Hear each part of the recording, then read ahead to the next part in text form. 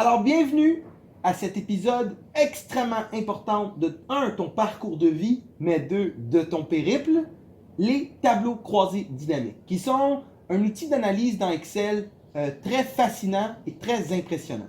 Alors, si on essaie de comprendre c'est quoi des tableaux croisés dynamiques, c'est un outil particulièrement complexe, mais qui a pour but de faire de l'analyse. Je vous ai montré comment faire de la collecte de données. Maintenant, j'essaie de vous montrer comment on fait de l'analyse. Mais pour se rendre à une compréhension correcte des tableaux croisés dynamiques, il faut en premier comprendre les tableaux, ok, ou les tables. Alors, comment on fait ça? Alors, je vais écrire ici le nom anglais, ok, parce que ça s'appelle une pivot table. J'aimerais ça que vous vous rappeliez du nom anglais de cet outil, parce que c'est quand même important que vous connaissiez son nom anglais. Alors, pivot table, c'est un outil exceptionnel. Mais pour le comprendre, en premier, on va devoir parler de tableau. Et ensuite, on va devoir parler de tableau croisé et de ses outils internes. OK? Et pourquoi ça s'appelle un tableau croisé? Qu'est-ce que ça veut dire? OK? Et pour ce faire, on va devoir discuter des boutons différents qui sont utiles et du fonctionnement général. OK? Ça veut dire les colonnes, les lignes et les valeurs. Et comment ça fonctionne dans le tableau croisé. Et ensuite, vous savez, moi, ça fait plusieurs années que je fais du Excel, puis je fais du Excel pour plusieurs autres personnes. J'ai naturellement découvert qu'il y a plusieurs tableaux croisés qui se font plus souvent. Et ces 3 tableaux croisés-là, je les ai nommés un peu. C'est ma manière de les nommer, naturellement. C'est pas le processus le plus scientifique. Mais le premier, j'appelle ça une analyse de population. J'écris POP, là, mais c'est une analyse de population. Dans le cours, je vais vous demander de faire des analyses de population. Okay? C'est important d'en faire une. Une autre, ce serait des rapports. Okay? Des rapports. Ceux-là aussi, c'est quand même très important à faire. C'est des tableaux qui vont vous donner plus de détails sur ce qui se passe dans les données. Et finalement, le troisième type de tableau, c'est le tableau croisé. Celui-là, il est très utile, même si on parle de tableau croisé dynamique. Ceci n'est pas aussi mélangeant en anglais, parce qu'en anglais, c'est pivot table puis crossed table. Mais bon, en anglais, ils les ont vraiment... en français, ils l'ont un peu rendu compliqué. Mais le tableau croisé, on l'utilise pour faire des graphiques qui sont à bord ou des graphiques qui sont à colonne ou à ligne. Alors, c'est à vous de choisir le bon type de tableau pour vos besoins. En passant à l'analyse de population, lui, c'est les graphiques à secteurs, les pie charts. Alors, pour comprendre pivot table, comme je le dis, il faut en premier commencer par tableau. On a vu tableau en classe. On a discuté de ce que ça fait une table et je vous ai montré que ça pouvait trier, ça pouvait filtrer et ça pouvait faire plein d'autres choses. Mais ici, on a une table, un tableau créé dans Excel qui fonctionne avec des données d'un cinéma. Mets-toi un peu dans une situation fictive. Là. Tu marches vers le cinéma. Tu arrives, tu ouvres les portes. À la porte, il y a quelqu'un avec un iPad qui t'intercepte. Il te dit peux-tu me donner ta date de naissance? Pas ta date de naissance, excuse-moi, ton genre. Tu vas dire si c'est un homme ou une femme. Ensuite, il va te demander ton âge. Et il va te demander quel type de film que tu vas voir. Est-ce que tu vas voir un documentaire, un suspense, un drame? Il va aussi ensuite te demander si tu es célibataire ou en couple. Ça va être un peu mal à l'aise si tu es rentré avec une fille qui était ton amie, mais c'est bon, c'est pas grave. Et ensuite, si salaire. Et le salaire, c'était une question qu'on leur demandait et on leur rappelait que c'était anonyme, qu'on ne savait rien sur eux autre que l'information qu'on leur demandait. Et s'ils ne nous donnaient pas leur salaire, ça ne nous intéressait pas parce que dans les données, il fallait le savoir. Et finalement, la réponse à la question « Est-ce que tu aimes le popcorn ?» simplement avec un oui ou un non. Il n'y avait pas d'échelle de 1 à 10, combien aimes-tu le popcorn? C'est juste « Est-ce que tu aimes oui ou non ?» Et ici, on peut voir. Alors, chaque personne est une entrée. Si vous regardez dans mon document Excel, chaque ligne, c'est une personne qui est rentrée au cinéma puis qui s'est fait poser ces questions-là par la personne au iPad. Et est-ce qu'il y a eu beaucoup de personnes qui ont rempli ce formulaire? Oui. Si vous regardez dans les données ici, j'ai 6074 personnes qui ont répondu à ce questionnaire-là. Alors maintenant, pourquoi est-ce que quelqu'un aurait fait un questionnaire comme ça? Ben, pensez-y. Si j'ai des données sur les gens et j'ai des données sur leur appréciation du popcorn, je vais pouvoir peut-être essayer de trouver qui sont mes clients qui aiment le popcorn versus qui sont mes clients qui n'aiment pas le popcorn. Comme ça, je peux mettre de la pub ou du marketing qui sont pour les personnes cibles, les gens qui aiment réellement le popcorn. On va pas mettre du popcorn pour des gens qui l'aiment pas, ça sert à rien. Alors si c'est par exemple, je sais pas moi, les hommes âgés qui aiment le popcorn, dans les pubs, on va mettre des hommes âgés. Si ça serait par exemple des jeunes femmes qui aiment le popcorn, on mettrait des jeunes femmes dans la pub. Vous comprenez un peu ce que je veux dire? Alors il faudrait être capable de regarder dans ces données puis de voir si c'est les femmes qui sont jeunes, ou si c'est les femmes qui sont célibataires, ou si c'est les hommes qui aiment les films d'action, qui aiment le popcorn ou non. Alors comment est-ce qu'on va prendre des données qui sont brutes comme ça? Physiquement, il y en a 6000. Est-ce que ça va être facile pour moi de le regarder? Ben, il y a 20 ans, on l'aurait compté à la main. Imagine, ça fait plus que le temps de l'informatique qu'on a ces choses-là. Et à l'époque, quand tu voulais faire ça, les gens comptaient ça à la main. Et si tu étudies la méthode scientifique, ils te demandent de le compter à la main. Moi, j'ai été demandé là, à l'université là, de compter ces choses-là à la main. Plus jamais! Est-ce que vous allez faire ça et que moi je vais faire ça? Ça n'a pas d'allure, là. Compter 6000 choses à la main comme ça. Imaginez si je vous disais combien de femmes dans ces données-là il y a et combien d'hommes dans ces données-là. Il faudrait compter une femme, 2 femmes, 3 femmes, 4 femmes, 5 femmes. La méthode scientifique, pas très scientifique, la méthode scientifique. Mais ça fonctionne quand même avec Excel et maintenant, objectivement, il n'y a plus personne qui les compte en passant. Hein. C'est juste que j'ai été à l'école il y a un peu de temps, les gens ne connaissaient pas trop la technologie, mais aujourd'hui, il n'y a personne qui va te demander de compter ça. Là. Il faut que tu demandes à Excel. Alors, parlons de ça. Comment est-ce qu'on peut faire ça? Bien, le premier outil avant de se rendre là, c'est Tableau. Tableau, c'est l'outil qui te permet d'avoir un style dans tes données. Comme ici, j'ai une ligne noire, une ligne blanche, une ligne noire, une ligne blanche. Le fait aussi que j'ai mes menus déroulants en haut, ici qui me permettent de trier comme du plus petit salaire au plus grand salaire. Ça, c'est Tableau qui me permet de faire ça. Mais Tableau aussi me permet de rajouter une colonne. Par exemple, mettons que j'aimerais ça avoir une colonne ici dans mes données popcorn, ok, qui aurait, je sais pas moi, l'information sur l'année ici de la rentrée. Si c'était 2017 ou 2016. Vous avez appris Flash Fill. Alors moi, je pourrais rajouter une colonne. Alors si je rajoute une colonne à ça, je vais aller ici, je vais écrire année et je vais faire Enter. Puis comment je fais pour avoir l'année? Si vous vous rappelez de Flash Fill, j'écris 2017. Je vais en dessous puis je fais CTRL-E. Et ça va remplir toutes les autres années pour moi. Mais vous allez aussi remarquer que ça s'est rajouté à la colonne. Et ça c'est vraiment cool. À la table. Et le fait que ça s'est rajouté à la table, ça fait que j'ai pas besoin de travailler le design. Le design est déjà bon et c'est facile à faire. Je vais supprimer cette colonne d'extra. Mais ça vous montre que les nouvelles colonnes se font rajouter. Et si je vais en bas de mes données et je rajoute une nouvelle ligne, quelqu'un qui fait 120 000 comme ça, là, est-ce que ça va rajouter à la table? Oui, ça rajoute à la table. Alors ça, c'est de l'information pertinente à savoir sur les tables. Alors là, maintenant les gens, si vous comprenez, ici je suis dans Excel et je vous ai montré que la table, elle agrandit automatiquement et qu'elle agrandit en bas puis sur le côté automatiquement. Et ça fait d'elle quelque chose de super fonctionnel. Et pour moi, quand je fais des tableaux croisés dynamiques, ça fait en sorte que je n'aurai pas besoin de redéfinir la plage de ma table à chaque fois que je rajoute des données. Ça sera tout simplement fait. Et ça, c'est un bénéfice énorme. Mais ça nous amène à une question quand même intéressante. Si vous comprenez la table, comment faire l'analyse, par exemple, du quantité d'hommes et de la quantité de femmes? Si vous connaissez la méthode avec table, vous allez dire, par exemple, soit NBC, comme je vous ai montré dans un autre cours. Ok, alors je vais vous le montrer ici avec la fonction NBC.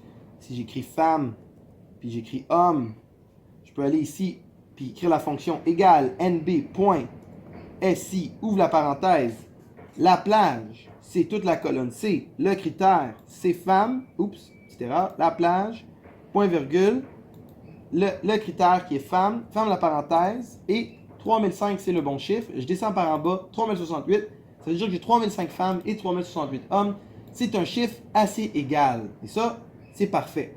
Mais je l'ai fait grâce à la fonction NBC. Et ça se peut que ce soit compliqué pour toi de te rappeler comment faire une fonction NBC. Mais c'est une méthode de le faire. Qu'est-ce que j'aimerais vous montrer, par exemple, c'est qu'avec PivotTable, prendre cet exercice-là et le faire en quelques clics est maintenant possible. Alors regardez, je vais faire le processus complet maintenant et ensuite, je vais vous expliquer toutes les étapes de ce processus-là. Alors, pour faire un beau graphique qui m'explique le nombre d'hommes et de femmes que j'ai dans mon périple, comment est-ce que je le fais? Je vais dans l'onglet Création. C'est un onglet qui apparaît seulement quand tu as un tableau que tu as créé en faisant CTRL-L ou Insérer tableau. Tu insères ton tableau, et ensuite il y a un bouton Tableau croisé dynamique. Vous appuyez dessus, vous vous assurez que dans le pop-up, le pop-up, le message qui apparaît, ça soit bien table 1, la table que vous avez créée, et vous faites OK. Et vous avez votre tableau croisé dynamique qui se crée. Sur le côté, là, au bout, là, okay, le côté, en réalité, si je fais des maths, ça va être ici comme ça, là. Okay, les données qui sont juste à côté de moi, ça, c'est là où on travaille dans un tableau croisé dynamique. L'autre côté, il est seulement visuel. Alors, c'est cette partie-là hein, qui est bien importante au tableau croisé. Cette partie ici, c'est juste les représentations visuelles du tableau croisé. Alors, regardez, qu'est-ce que je fais? Je travaille un peu, là. Je vous explique plus ça bientôt. Mais je prends mon genre, je le mets dans ligne.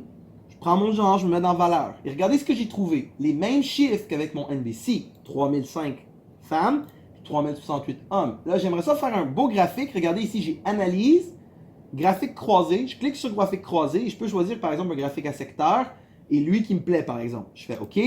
J'ai mon beau graphique à secteur. Il fonctionne super bien.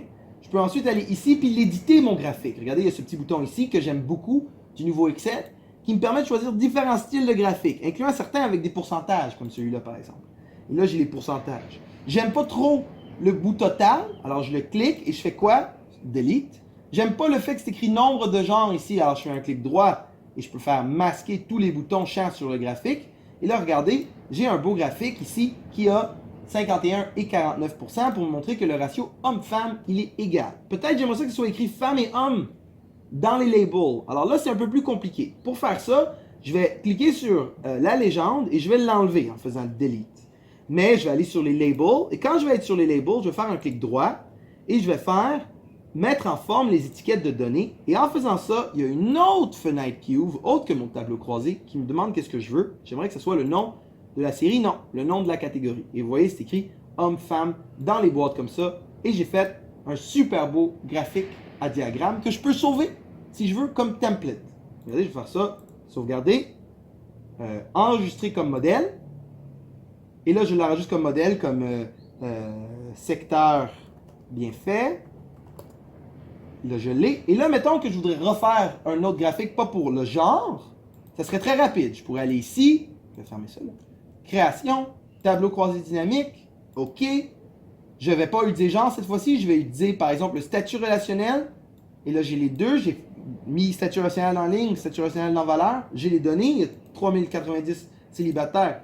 2983 en couple. Je fais graphique croisé. Et là, je peux aller ici dans secteur, choisir le secteur, mais je peux aussi aller dans modèle. Et vous remarquerez que dans modèle, j'ai mon beau secteur bien fait. Je le clique, je fais OK. Et regardez, j'ai le même graphique que l'autre qui me permettant d'avoir deux beaux graphiques et deux belles tables qui expliquent la population de mes données. Savoir combien il y a d'hommes versus de femmes et combien il y a de gens célibataires versus de gens en couple. Alors ça, c'est le processus total. Ça, c'est ce que je vous montre aujourd'hui à comprendre et je vous explique la profondeur de toutes les fonctions que je viens de vous montrer. Je ne vais pas juste les montrer en surface comme ça. Je vais prendre le temps de vous expliquer un peu plus toute l'utilité de tout ça. Mais on va essayer de comprendre qu'est-ce que ça fait. Alors, pivot table. Tableau croisé dynamique. Tableau croisé dynamique, c'est un outil vraiment cool. Qu'est-ce que ça fait? C'est que ça te permet de faire des analyses multiples. Mais, si j'étais pour vous expliquer d'une manière un peu plus simpliste, qu'est-ce que ça fait? Ici, j'ai des données. Et par exemple, dans ces données, j'ai James et Simon par rapport au nombre de fraises qu'ils ont mangées. Alors, j'ai James ici, Simon ici, James ici, Simon ici, Simon ici. Et James, le premier jour, il a mangé 6 fraises. Simon, le deuxième jour, il a mangé 9 fraises. James, ensuite, il a mangé 15 fraises. Gourmand, le James. Ensuite, 3 fraises pour Simon et 10 fraises pour Simon. Et il s'est senti qu'il fallait qu'il rattrape le 15 que j'avais. Et là, la question, c'est est-ce que je serais capable d'aller chercher les données logiquement pour James et pour Simon? Et là, tu sais, moi, naturellement, avec mon œil, je suis capable de dire JA, c'est ces deux-là, c'est 6 plus 15, c'est 21. Et que SI, c'est celle-là, 9 plus 3, 22, plus 10, 22. Alors ici, Simon, il a mangé plus de fraises que James. on le voit comme ça. Tableau croisé dynamique, ça fait ces mathématiques-là pour toi. Ça trouve les options dans cette colonne-là. Ça, c'est ce qui arrive quand je vais prendre ma colonne et je la mets dans ligne. Il donne toutes les options. Fait que s'il y avait une autre option ici, comme par exemple, il y aurait peut-être Céline, qui a mangé 6 aussi, ben là, il devrait avoir une autre option qui se crée ici. Céline, vous comprenez? Et c'est ça que ça veut dire quand on amène quelque chose dans les lignes. Et ensuite, les valeurs, ils se trouvent automatiquement. Moi, je peux choisir que ce soit le compte, mais je pourrais aussi choisir que ce soit la somme ou plusieurs autres valeurs. Ok, alors, trouver les maths par rapport à ces valeurs-là, il y a plusieurs options. Et c'est le seul but de l'exercice, c'est de vous montrer comment prendre les nombreuses valeurs que vous pouvez en ligne là, puis trouver la somme, versus trouver la moyenne, versus trouver des pourcentages, versus trouver des quantités. Ok, il y en a plusieurs choses à être capable de faire quand on a des tableaux comme ça. Et c'est une situation très moderne parce que c'est comme ça qu'on fait le suivi des données. C'est comme ça que les formulaires se remplissent. Alors, il faut être capable d'analyser des tables comme ça. Ça représente une partie énorme de notre société. Alors, maintenant, on est rendu à l'objectif d'aller à l'intérieur du tableau croisé dynamique et de voir comment on l'utilise. Alors, étape 1, comment créer un tableau croisé dynamique. Créer un tableau croisé dynamique, il y a deux manières. Il y en a un, si c'est déjà un tableau, vous pouvez aller dans l'onglet Création et utiliser le bouton Tableau croisé dynamique. Celui-là, c'est celui que je recommande. Je vous le recommande principalement parce que ça vous force à faire un tableau avant. Et c'est mieux de faire des tableaux croisés dynamiques d'un tableau que d'une plage de données brutes que vous avez importées. Mais vous pouvez le faire aussi d'une plage de données brutes avec l'outil Insérer tableau croisé dynamique. Si vous faites Insérer tableau croisé dynamique, ça va insérer un tableau croisé dynamique pour vous par rapport à la plage que vous avez qui est disponible. Si c'est une table, il se peut qu'elle prenne la table et donc ça fera la même chose que le bouton création. Mais si ce n'est pas une table, là vous allez avoir des données brutes et vous n'allez pas avoir les bénéfices d'un tableau qui agrandit automatiquement ou qui vous donne la confiance que vos données sont bonnes. Alors, je vous conseille encore une fois de toujours faire un tableau pour votre tableau croisé et d'utiliser le bouton Création. Alors, je vais l'utiliser. Je clique Tableau croisé dynamique. Ça me pose des questions. Ok, généralement, il faut utiliser un talent qu'on a appris au primaire qui s'appelle lire. Bon, alors je lis. Choisissez les données à analyser. Sélectionnez un tableau ou une plage. Table 1. Ça sonne correct, ça. C'est bien. Utilisez une source de données externe. En passant, si vous avez des données externes, vous pouvez connecter votre tableau croisé à ces sources de données externes, comme un tableau Access ou des données SQL. C'est quand même intéressant. Et vous pouvez choisir où votre tableau croisé dynamique va avoir lieu. Est-ce que ça va être sur une nouvelle feuille de calcul ou une feuille que vous avez déjà créée avec un emplacement précis? Moi, je vais le faire sur une nouvelle feuille de calcul. Et ici, il vous demande si vous voulez l'ajouter au modèle de données. En passant, on ne voit pas du tout ce concept à travers tout le périple. C'est un peu triste, mais c'est réel. C'est un outil qui s'appelle Power Pivot et c'est la suite. Okay? S'il y avait une étape 7, elle serait sur ce sujet. Mais elle n'est pas là. Alors, on ne parle pas de cette fonction-là, mais elle est pas mal cool. Je fais OK. Et le tableau croisé dynamique s'est créé. J'ai une nouvelle feuille. Je ne suis plus du tout dans mes données, mais remarquez, en bas, il y a encore Data, okay? La section où il y a les données. Mais feuille 3, je pourrais la renommer pour Analyse Pop. Okay? Fait que là, j'ai mon analyse de Pop ici, clairement, en tant que tableau croisé. Alors, qu'est-ce que je peux faire avec ce tableau croisé-là? Bon, c'est vraiment important que cet aspect-là, sur le côté, là, vous voyez qu'est-ce que c'est. Okay? Que vous voyez qu'il y a colonne, il y a ligne, il y a valeur, il y a filtre, okay? Qu'il y a toutes ces choses-là. Et vous remarquerez aussi ici en haut qu'il y a quelque chose d'autre. Il y a entry number, date, genre, âge, type de film, statut relationnel, salaire. C'est quoi ces choses-là, là? Hein? Pourquoi ils sont là et pourquoi ils sont nommés? Ça a leur rapport avec les colonnes de ta table. Ok, si je repars dans mes données, remarquez le titre de colonne de ma table. Entry number, date, genre, âge, type de film. C'est toute la même chose. D'ailleurs, pour le fixer, on va enlever entry number, on va mettre numéro d'entrée. Comme ça. Et je reviens dans mon analyse de pop. C'est encore écrit entry number, mais regardez, je fais un clic droit dans cette sorte de section, il y a actualiser, j'actualise et vous remarquez que c'est écrit numéro d'entrée. Alors ça a le rapport avec les titres de tes colonnes. Si les titres de tes colonnes sont différents, ces choses-là vont changer. Et quand tu le cliques, c'est comme si tu sélectionnais toute la colonne, là, du début à la fin, là, puis tu l'amenais dans une section. Il y a 4 sections. Une qu'on ne parle pas en grand détail maintenant, mais qu'on va quand même discuter. Mais il y en a 3 qui sont très importants. Colonne, ligne et valeur. Colonne, ligne et valeur. C'est sur le côté ici. Je sais pas si vous avez peut-être pas joué au jeu quand vous étiez enfant avec des triangles et des cercles et des carrés, là. Tu sais, quand vous avez un truc de bois, et là, il y a un cercle, un carré, un rectangle, et tu sors le cercle, tu rentres le cercle, tu sors le rectangle, tu rentres le rectangle. C'est dur quand tu es un enfant là, de comprendre où va le rectangle dans le rectangle. Mais ça, c'est un peu la même chose, juste version adulte. Il faut que tu saches quelle colonne d'en haut. Et vous remarquez, je les appelle des colonnes. Parce que quand je prends ça, ça réfère à toute la colonne ici, là, du début à la fin.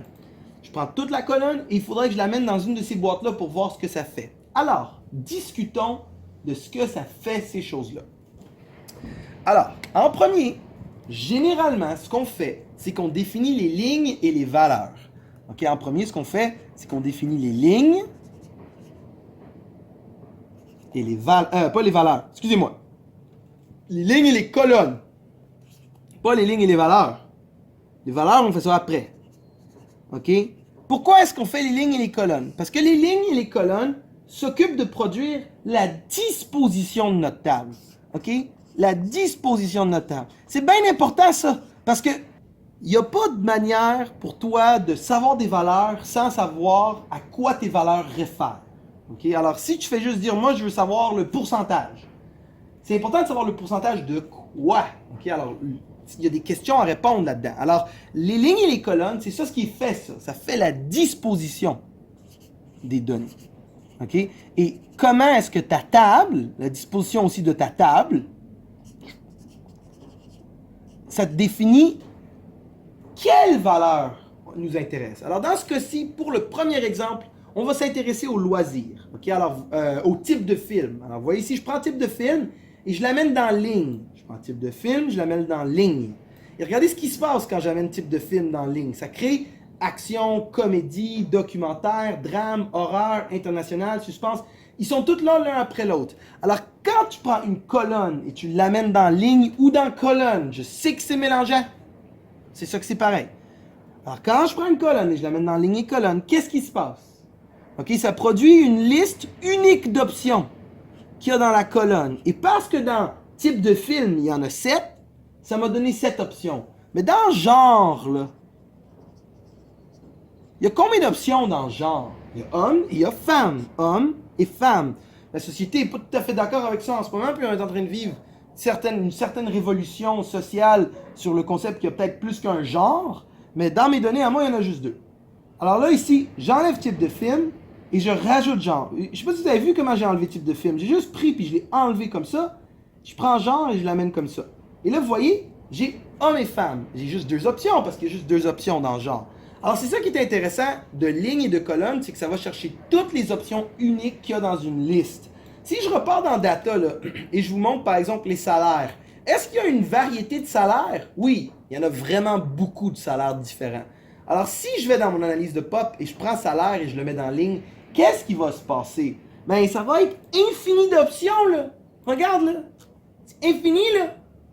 Je peux pas travailler avec infini d'options comme ça. C'est une disposition complètement inutile. Alors, ça, c'est un exemple de pourquoi salaire, c'est rare que tu vas le mettre dans ligne. Parce que c'est une situation qui a trop d'options. Généralement, dans les lignes et dans les colonnes, tu veux mettre des choses qui n'ont pas des centaines d'options. Tu veux quelque chose qui a juste 5-6 options pour que ça soit confortable à lire.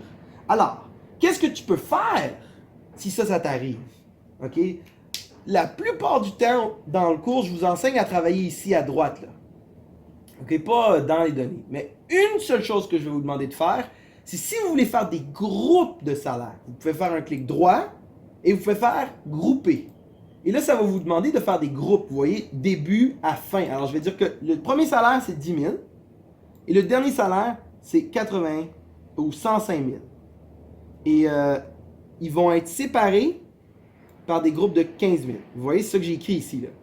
Okay? Groupés automatiquement par un groupe de début à 10 000 à 150 000 ou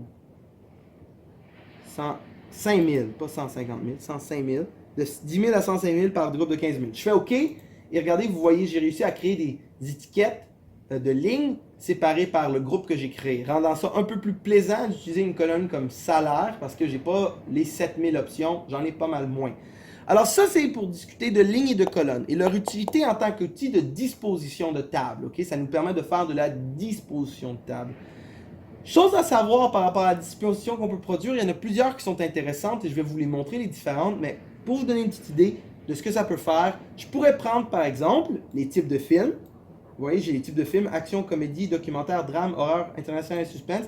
Puis je serais curieux de savoir le genre pour ces types de films-là. Alors je peux prendre genre, l'amener en dessous, et vous remarquez ici ça fait action, femme, homme, comédie, femme, homme. Et je peux prendre le genre et le mettre par-dessus. Et vous allez remarquer aussi que ça fait quelque chose de différent. Là, soudainement, c'est les femmes, la grande catégorie, et les sous-catégories. Et les hommes, la grande catégorie, et les types de films, la sous-catégorie. Alors, c'est à vous de choisir la hiérarchie de ces choses-là. Ça peut être quand même assez difficile, parce que c'est dur de comprendre lequel devrait être en haut. Moi, je vous conseille de juste essayer l'un, puis essayer l'autre, puis celui que vous trouvez le plus beau, ou le plus plaisant à lire, c'est bien.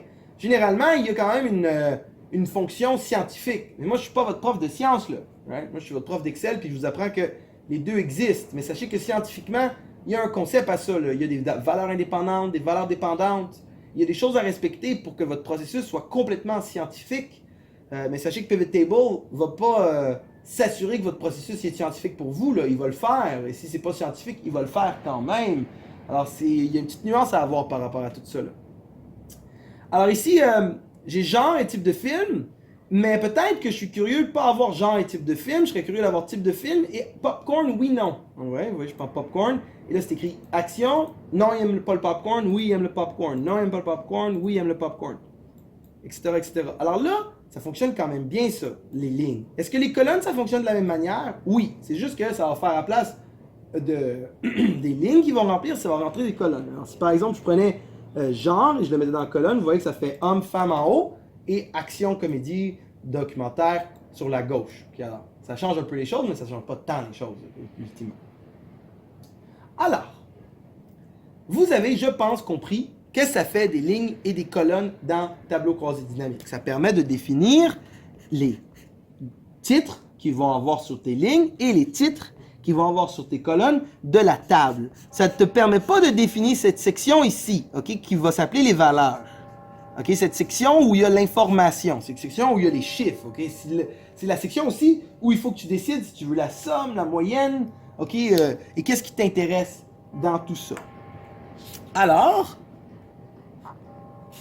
jusque-là, j'espère que ça va bien pour la disposition de notre table. Je vais vous enseigner aujourd'hui 3 dispositions de table. Okay? Le rapport, le tableau croisé et l'analyse de population. Mais il y en a bien d'autres qui sont utiles à plein d'autres situations parce que tableau croisé dynamique, ça fait plein de choses. Alors, les valeurs maintenant. Quand on parle de valeurs,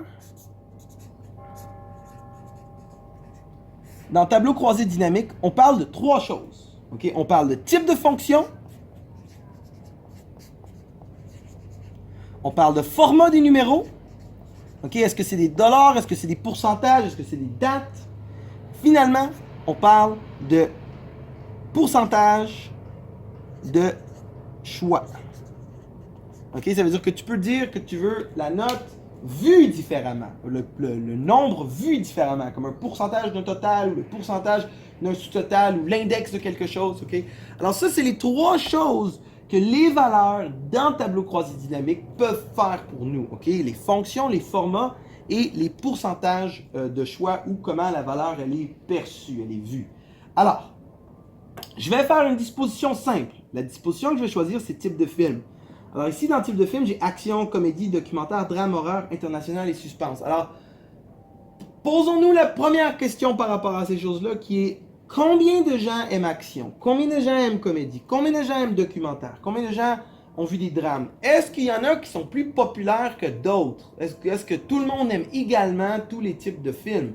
Haha! C'est une bonne question. Pour compter, il faut prendre la même colonne que tu as mis dans la ligne, la même colonne que tu as mis dans la ligne et tu la mets dans les valeurs et ça va compter le nombre de personnes qui sont dans chaque groupe. Alors regardez, je prends type de film et je l'amène dans valeurs. Okay? Vous regardez tout simplement, là, c'est fait. J'ai 911 personnes qui sont dans les films d'action, 873 en comédie, mais un dip assez grave en documentaire. Ça n'a pas l'air d'être aussi populaire, les documentaires. Mais les drames, les films d'horreur, les internationales sont toutes relativement aussi populaires, à part les documentaires qui ne le sont pas tant. Et ça se comprend quand même, les documentaires, c'est pas le genre de film qui est le plus populaire, et on peut le voir assez clairement dans les données ici. Mais, je change d'idée là. On change d'idée. C'est plus ça qui nous intéresse sur ces notes. C'est plus les valeurs qui m'intéressent, ok? J'ai eu les valeurs du nombre de gens qui aiment chaque type de film. Maintenant, j'aimerais ça savoir une autre valeur. J'aimerais ça savoir le salaire moyen par type de film. Pour savoir si, par exemple, il y a des types de films qui donnent un meilleur salaire. Tu sais, mettons que parce que moi, j'aime les documentaires, peut-être que je suis plus riche. Je suis peut-être pas le choix populaire, mais je suis peut-être plus riche. Est-ce que ça se peut, ça? Allons voir. Si je vais enlever nombre de types de films, vous voyez, des valeurs. Et qu'est-ce qui m'intéresse? C'est les salaires cette fois-ci. Alors, si je veux compter les salaires, si je veux faire la moyenne des salaires, il faut que je prenne la colonne salaire et que je l'amène dans valeur. Alors, j'ai pris ma colonne salaire, je l'ai amenée dans valeur, et vous voyez, c'est écrit nombre de salaires. Mais ce n'est pas le nombre de salaires qui m'intéresse, c'est la moyenne. Alors, comme je vous ai dit, la première chose que les valeurs dans Pivot Table et dans le tableau croisé dynamique peuvent faire, c'est d'aller chercher cette sorte de fonction puis de la changer. Alors, je vous montre où il faut aller. En bas ici, là, il y a une petite flèche et vous pouvez cliquer et faire paramètres de champ de valeur. Ça veut dire aller changer la fonction, le format ou le pourcentage. Alors, je vais paramètres de champ de valeur. Regardez ici, c'est écrit paramètres des champs de valeur.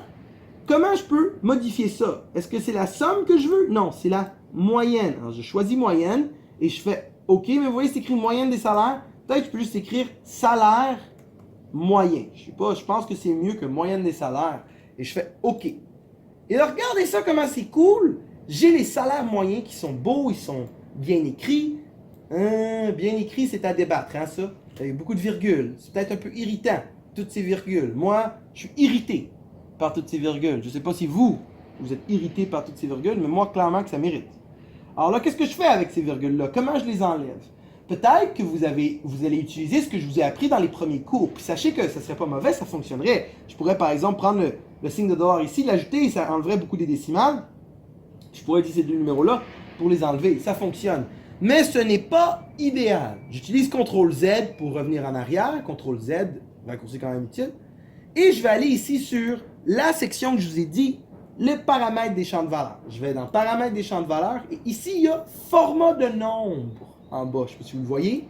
Et je peux dire que je veux par exemple le format monétaire et j'aimerais aucune décimale. Vous voyez, monétaire, aucune décimale. OK et OK. Et regardez ça, comment c'est cool. J'ai tous les salaires ici, l'un à côté de l'autre. Et on peut vraiment remarquer qu'il n'y a pas l'air d'avoir un salaire qui te donne plus d'argent. Peut-être que le numéro 1, c'est comédie. Peut-être que j'aimerais ça les ordonner. Alors, qu'est-ce que je vais faire? C'est que je vais faire un clic droit dans mes valeurs.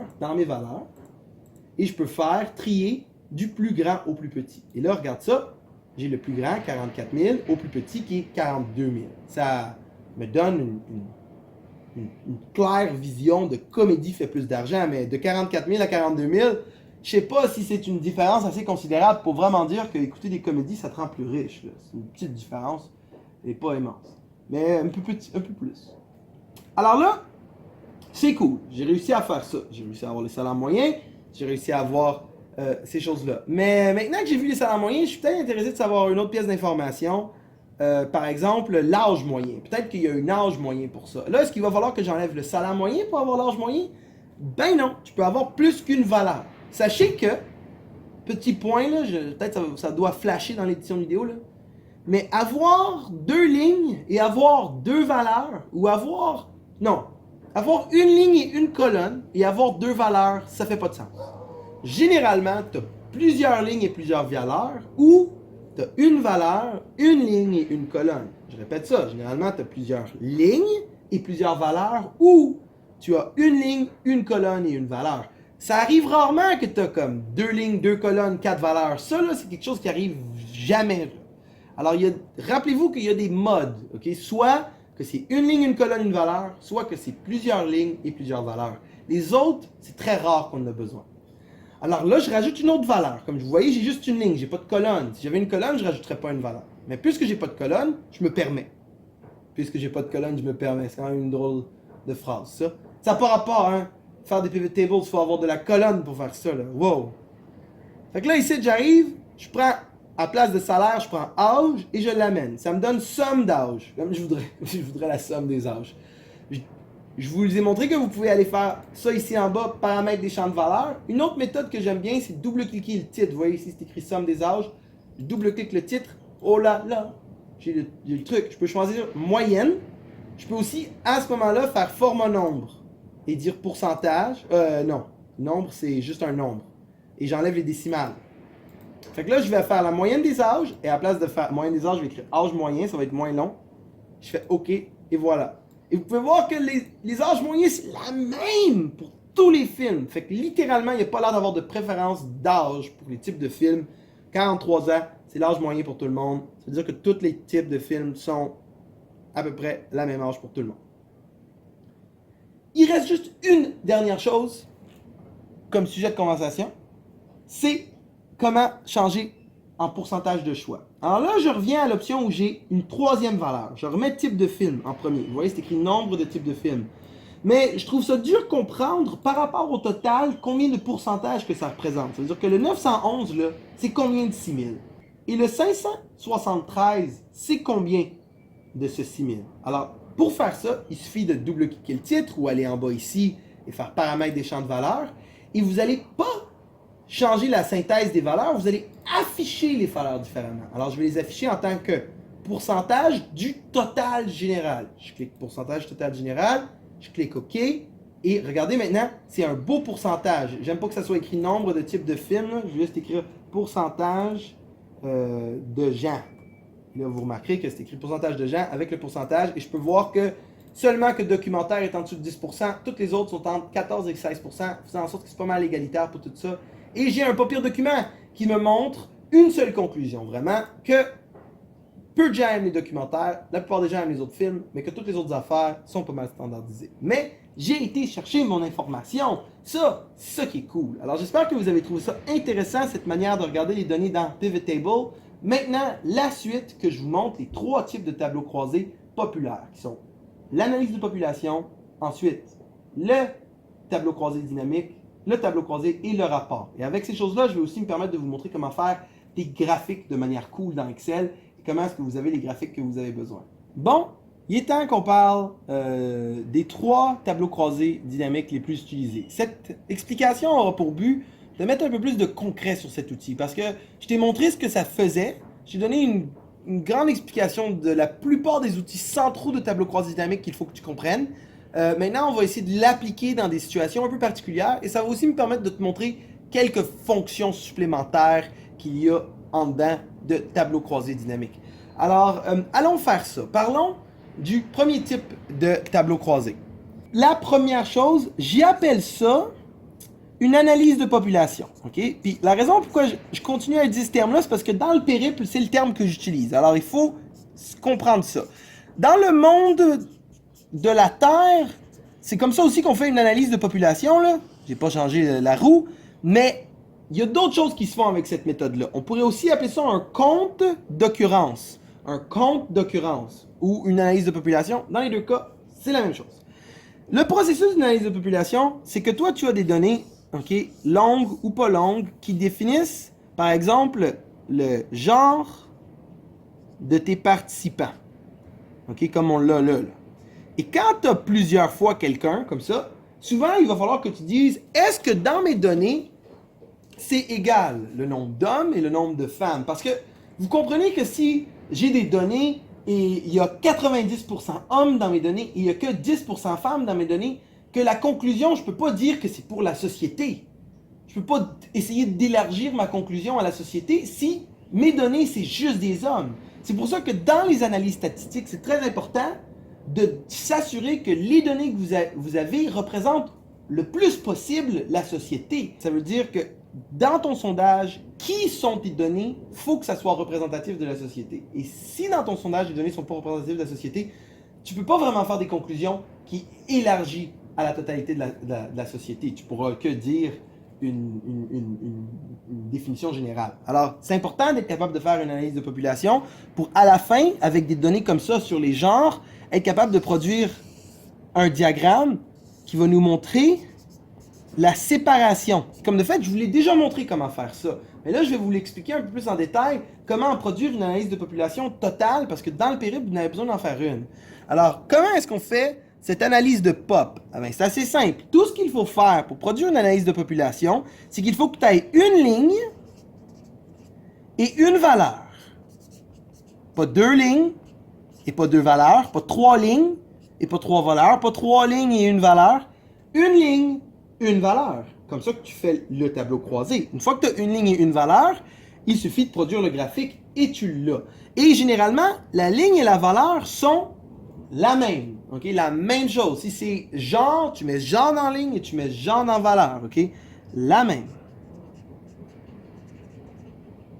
Allons dans Excel en faire une un peu détaillée avec, par exemple, ici, je vais le faire pour genre, je vais le faire pour type de film, et puis je vais le faire pour salaire. Okay? Genre, salaire, type de film. Pour voir c'est quoi les séparations des genres, des types de films et des salaires. Ou peut-être, pas type de film, peut-être statut relationnel, ce serait pas pire. Mais ce serait idéal de le faire pour plusieurs. Alors je repars à ma table Excel. Je vais dans Création, je clique Tableau croisé dynamique, ça me recrée une table, je fais OK, ma table se crée. Ensuite, je vais commencer avec celle de genre. Alors, j'amène genre dans ligne. Ensuite, j'amène genre dans valeur. Comme j'ai dit, un dans ligne, un dans valeur. Ensuite, il suffit de demander mon graphique. Alors, je vais dans graphique croisé dynamique. Je choisis un graphique. En passant, les analyses de population, généralement, les gens aiment ça quand c'est un graphique à secteur, un pie chart. Ou, sachez que les histogrammes fonctionnent aussi bien et les graphiques à barres fonctionnent aussi bien, mais secteur, c'est le fun pour ça. Je fais OK, j'ai un beau graphique à secteur. Une fois que j'ai mon graphique, comme je vous dis, j'aime bien le nouveau bouton style de Microsoft qui te permet de choisir un style différent par rapport à ceux qui ont. J'aime bien lui. J'aime pas le total. Je clique. Non, je pourrais le nommer. Hein, je pourrais changer ça de total à ratio homme et femme.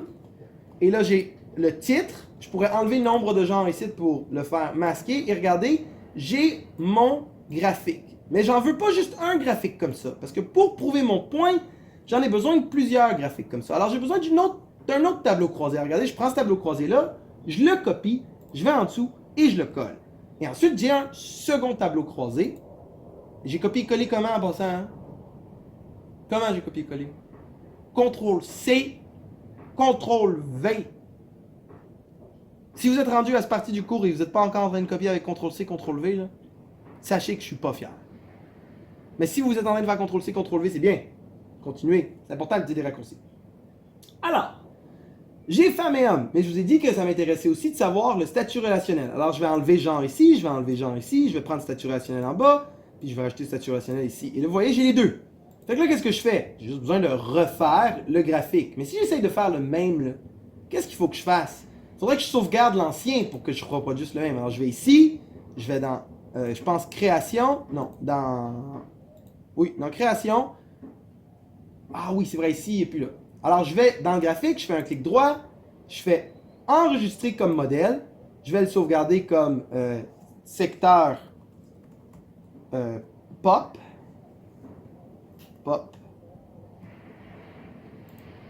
Je fais enregistrer et je l'ai. Maintenant, ça, c'est le style. Je peux ensuite produire un autre graphique ici. Je vais dans Analyse, graphique croisé, il y a modèle et il y a mon secteur pop. Je prends OK. Le titre n'est pas écrit. Le titre, ça va être... Je clique dedans et j'efface. J'écris ratio, statut relationnel. Et là, vous voyez, j'ai le ratio des statuts relationnels. Peut-être que ça vous dérange un peu que les couleurs ne soient pas les mêmes. Sachez que ça, c'est pas trop difficile. Vous cliquez sur le petit bouton ici avec couleur et vous pouvez choisir un autre thème de couleur pour ce graphique-là. Comme ça, vous n'avez pas le même thème de couleur pour l'un et l'autre. Et là, vous voyez, j'ai les deux thèmes de couleurs différents. Et regardez ce que je vais faire. Je vais prendre ratio homme-femme, puis je vais le mettre par-dessus. Ensuite, je vais prendre celui-là, je vais le copier, je vais le coller à droite, comme ça. Et là, j'ai un autre tableau croisé là. Je vais prendre celui-là, et je vais le mettre par-dessus ici. Et maintenant, celle-là, c'est le dernier qu'il faut que je change. J'enlève statut relationnel, et je rajoute, j'ai dit, salaire. Alors, j'ai salaire, et j'ai salaire. Et comme de fait, ils sont groupés. Mais ça, c'est la dernière fois, quand j'ai fait les groupes. Alors, regardez, si je veux dégrouper, je fais clic droit, dissocier, ça redevient toute une ligne. Ensuite, je peux refaire grouper. Et là, je peux regrouper par différents groupes. Alors maintenant, ça fera des groupes de 10 000 à 110 000 par des groupes de 20 000. Comme ça, il y a moins de groupes. Je fais OK. Et là, regardez. Oh, j'ai fait une petite erreur. On va dissocier puis on va grouper. De 10 000 à 110 000. Et là, par 20 000. J'avais oublié un 0. Je fais OK. Et là, vous voyez, j'ai les groupes séparés. Pour faire le graphique, maintenant, il faut juste que j'aille en analyse, graphique croisé, secteur. Ah non, j'ai le modèle de fait, pop chart. Et là, ratio salaire. Oups. Ratio salaire. Et là, je pourrais continuer à faire ces sortes de graphiques comme ça, l'un avec l'autre, pour éventuellement produire tous les graphiques pour toutes les choses qui expliquent, pour toutes les colonnes, qui expliquent chacune des valeurs. Et ici, si on regarde mon document, je prends un peu d'espace, vous pouvez voir que le ratio homme-femme, il est 50-50, le ratio statut relationnel, il est 50-50, et ici, que la classe moyenne représente 40%, que les pauvres représentent 27% et que les riches représentent une autre sorte de pourcentage, mais que les très riches, le 1%, il existe. Le 9% aussi, ça c'est ceux qui font 70, et 23% à 50 000 à 70 000. Alors j'ai quand même aussi même une petite séparation des salaires que je pourrais par exemple aller voir Stat Canada pour voir si eux ils ont à travers le Canada des statistiques similaires pour savoir si mes données sont bien représentatives. Et ça, c'est comme ça qu'on fait une analyse de population dans Excel. Ça se fait super bien et c'est super smooth.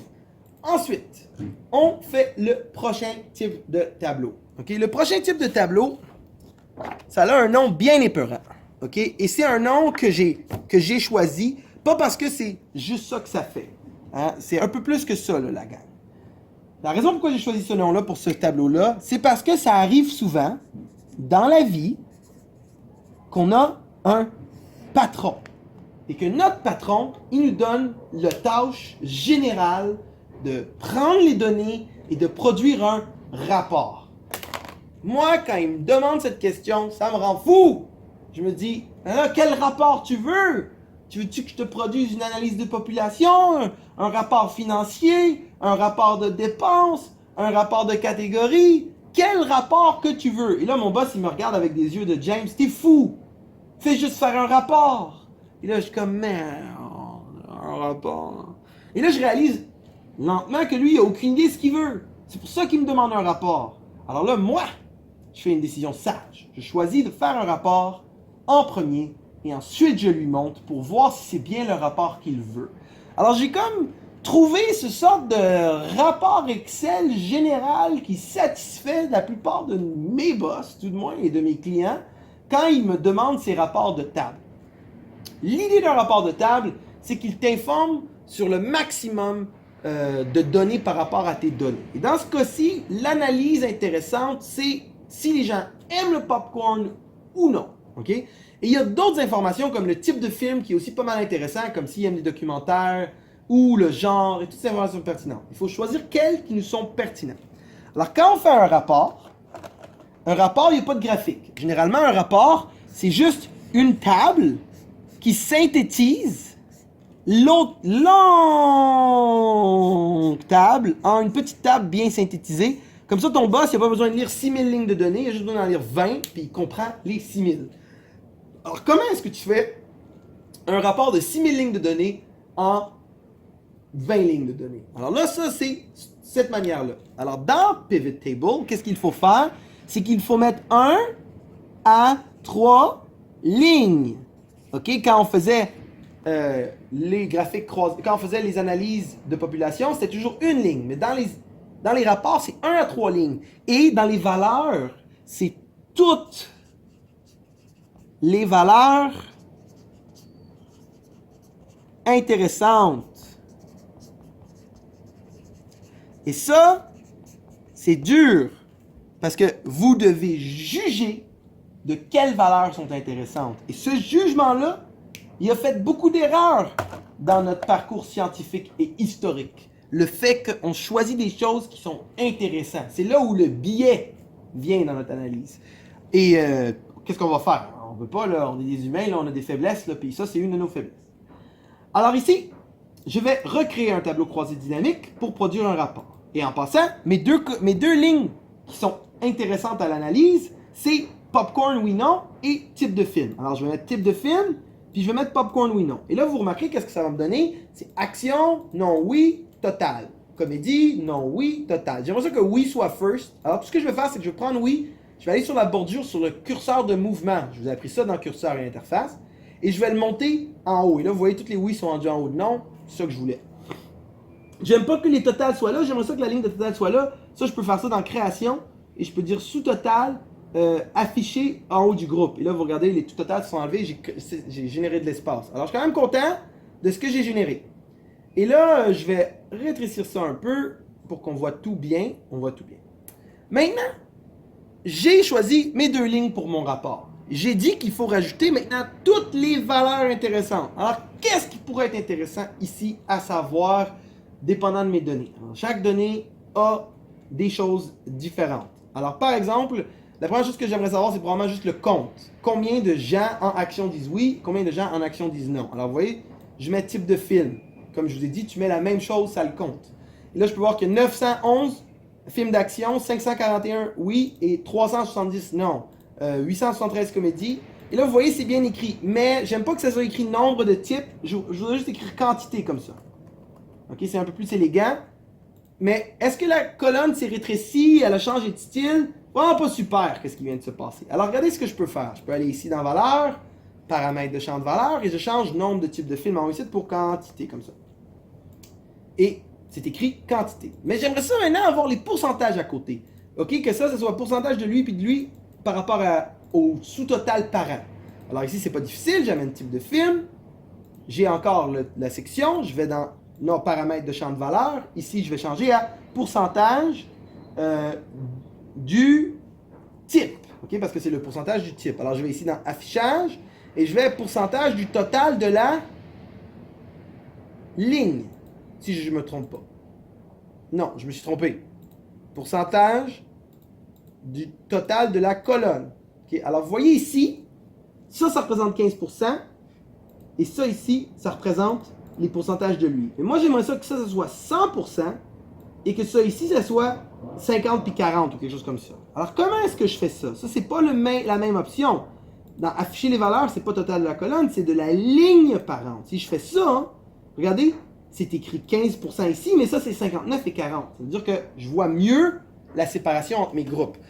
Alors, ici, je peux clairement voir les choses qui m'intéressent. Mais pour les voir d'une meilleure manière, je pourrais dire que je pourrais prendre cette colonne-là et mettre, par exemple, une mise en forme conditionnelle avec des nuances de couleurs.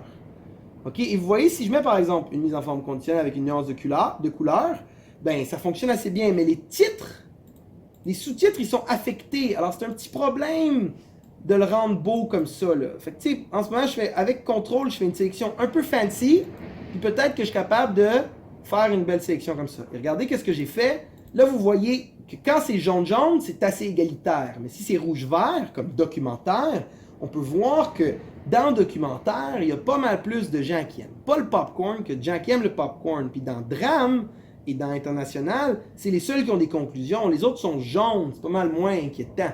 Alors, ça, c'est déjà le fun que j'ai été capable de faire ça ici et que ça fonctionne.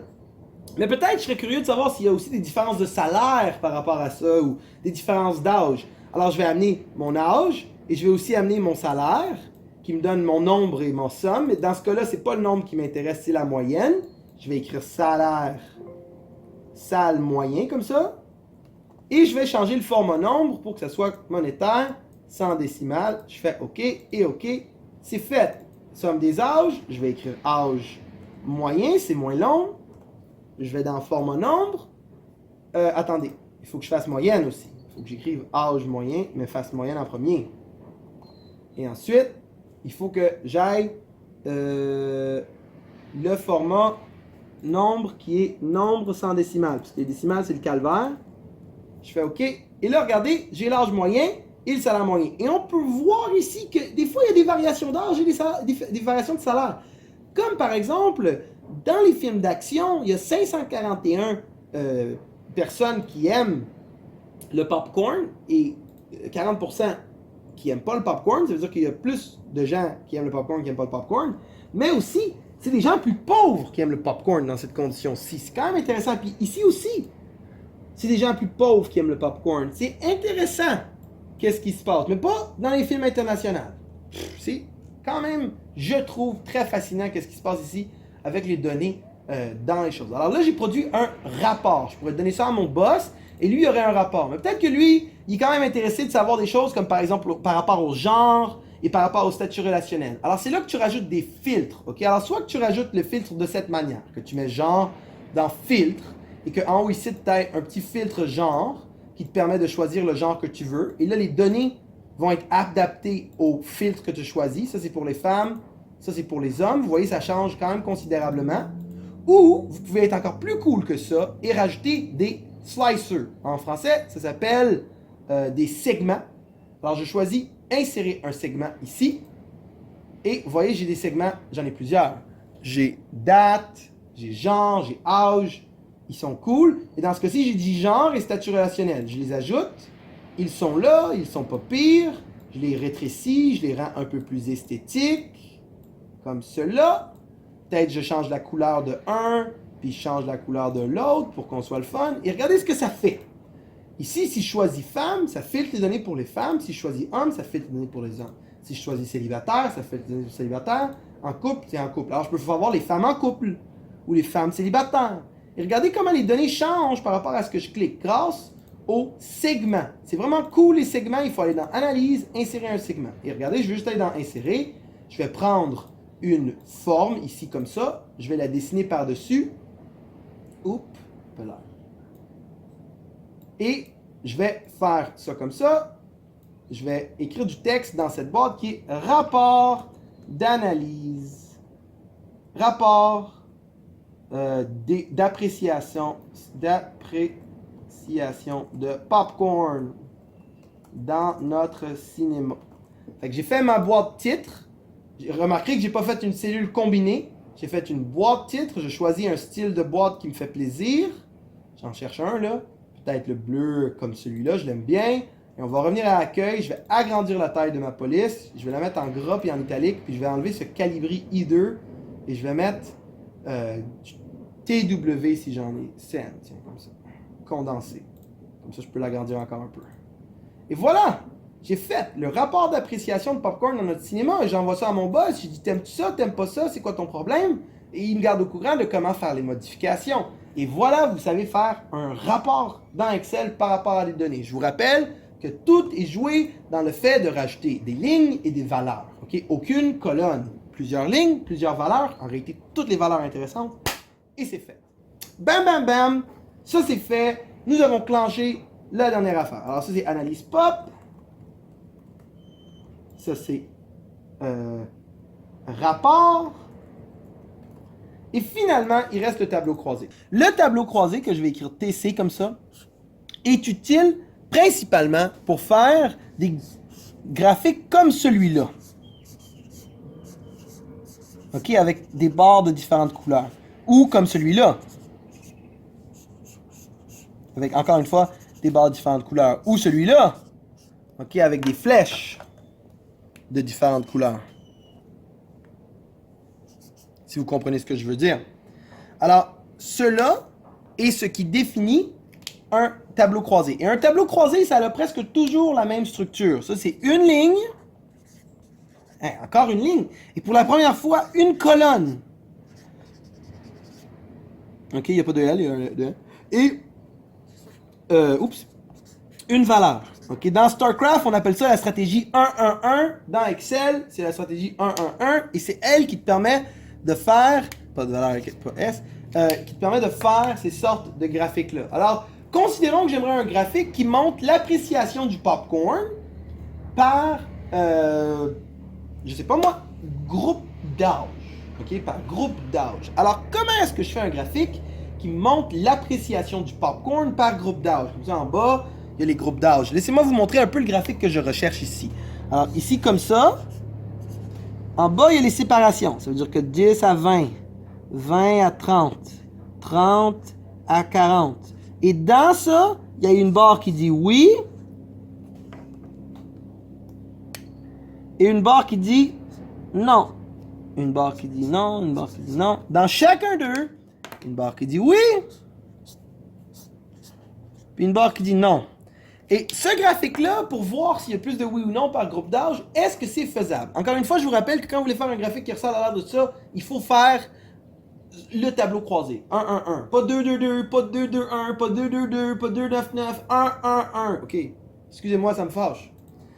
Ensuite, j'arrive ici et je recommence. Je fais mon autre tableau croisé. Mon dernier. Je crée tableau croisé, dynamique, je l'ai, j'ai un tableau croisé. Et là, ici, c'est la question, c'est quoi les valeurs? Il y a l'âge par en bas et en passant, ça, c'est les lignes. Ça, ici, c'est les lignes. Fait que les choses qui sont écrites ici, là, c'est généralement ce que tu veux mettre dans la ligne. Alors là, je vais prendre âge et je vais le mettre dans la ligne, mais âge n'est pas groupé. Alors je vais faire un clic droit, je vais faire groupe. Sachez que quand je vous apprends VLOOKUP, je vous apprends comment régler ce problème-là sans groupe. Celle-là est un peu problématique, mais ça fonctionne.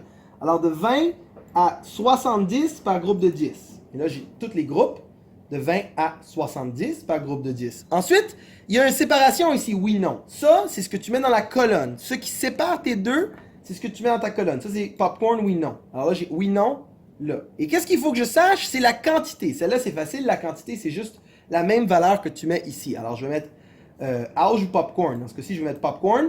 Et vous voyez, j'ai le compte. Mais là, j'ai pas besoin de changer les valeurs. Je n'ai pas besoin de changer rien parce que tout ce que je veux, c'est le beau graphique. Alors, je vais dans le graphique croisé et je choisis le graphique. Et là, regardez ici, j'ai quand même un pas pire graphique. Je peux en choisir un autre si je veux, mais lui, c'est celui que je veux parce que c'est celui que j'ai dessiné. Je clique OK, et là, je vais agrandir l'espace pour mon graphique, parce que je veux le rendre vraiment esthétiquement plaisant. Mais regardez comment il est le fun. Je vais ici, je peux enlever ces sortes de... ça en faisant masquant tous les boutons de champ. Je peux choisir un autre style. Il y en a des vraiment cool dans le nouveau Office, là, qui, selon moi, sont vraiment esthétiquement beaux, comme celle-là, je le trouve... Je sais pas si je suis fou, là. Mais entre moi et vous, lui, il est beau, là. Et... en plus, ce qui est beau, j'aimerais peut-être ça qu'en bas, il n'y ait pas la légende, que c'est juste écrit non, oui, que ce soit clair en bas à la base. Comment je fais ça? Alors, je supprime la légende, et ensuite, je vais oups. Je vais ici dans plus, désolé. Et ensuite, dans le petit plus, il y a étiquette de données. Et en étiquette de données, je ne vais pas les mettre centrées, mais vous voyez, ça met le chiffre. Je vais les mettre à la base, intérieur base, et je vais mettre autres options, parce que je veux pas que ça soit juste la valeur. OK, la position, elle est à l'intérieur base. Je vais cliquer sur l'autre, je vais le mettre à l'intérieur base aussi. Et c'est pas la valeur que je veux, c'est le nom de la catégorie, le nom de la série. Et pour l'autre aussi, je clique l'autre et je clique valeur, je la veux pas. Je veux nom de la série. Et là, vous voyez, j'ai réussi à mettre les oui et les non en bas. Comme ça, on le voit clairement. Et j'ai aussi le groupe d'âge. Et qu'est-ce qu'on peut voir comme conclusion ici? Ben, on peut voir assez clairement que les jeunes, ils aiment plus le popcorn, et plus tu vieillis, dans ce cas-ci, moins tu aimes le popcorn. On ne pourrait pas voir clairement la différence entre les deux, mais si je voulais faire ça, je pourrais changer mon type de graphique, pour modifier le type de graphique pour un graphique comme celui-là, qui met ça sur 100. Et regardez, c'est un peu différent, mais là, on peut voir vraiment clairement, on peut peut-être les rétrécir un peu, peut-être je voudrais agrandir la taille de ces barres-là. Ça se fait, mais il faut faire un peu de magie, là. Mettre en forme, et là, largeur de l'intervalle, vous voyez? Si tu le réduis, ça l'agrandit. C'est un peu drôle, je sais, mais c'est comme ça que ça fonctionne. Et là, regardez comment c'est le fun. Je vois clairement les oui et les non et les ratios. Et là, je pourrais le nommer, mais je vais juste le nommer ici, appréciation par âge. Et là, je peux voir que par rapport à mes données, qui sont fausses en passant, je vois clairement que j'ai une appréciation par âge fonctionnelle. Et vous avez appris à faire les trois types de tableaux, les analyses de population, les rapports et les tableaux croisés qui vous permettent de produire des beaux graphiques comme celui-ci. J'espère que vous trouvez ça clair et que la partie où je vous explique tableau croisé dynamique est claire pour vous. Rappelez-vous que c'est un outil d'analyse. Rappelez-vous, si je peux me permettre de faire une dernière petite note là-dessus, que l'outil tableau croisé dynamique vous permet d'analyser des données de sondage ou des données de suivi quelconque. Vous avez des lignes, vous avez plein de suivis, il y a plein d'informations, que ça soit 100, 10 000, 30 000, il n'y en a pas de problème. Ça va fonctionner, tu vas être capable de faire l'analyse avec la quantité de données que tu veux. Ça fait en sorte que si tu veux faire un sondage avec 5000 personnes, n'aie pas peur de l'analyse, elle se fera aussi vite un sondage avec 500 personnes. Et ça, c'est tout nouveau dans le monde de la technologie et c'est fantastique. J'espère que vous avez trouvé ça le fun, que c'est clair et que maintenant, je vais vous donner un processus complet. À la fin de ce cours, vous êtes supposé savoir, comment faire l'analyse de votre donnée et aussi savoir comment faire vos données grâce à Google Forms et à des outils comme ceux-là. J'espère que vous trouvez mon cours d'Excel super intéressant. Ceci marque la matière que moi je juge obligatoire avant la fin de mon cours. Le reste de la matière, c'est de la belle matière que je trouve vraiment importante à comprendre et qui peuvent objectivement changer ta vie. Mais peut-être que tu ne veux pas aller si loin dans Excel. Alors, si tu comprends ce cours, généralement, tu es capable d'avoir une note de B+ dans mon cours confortablement.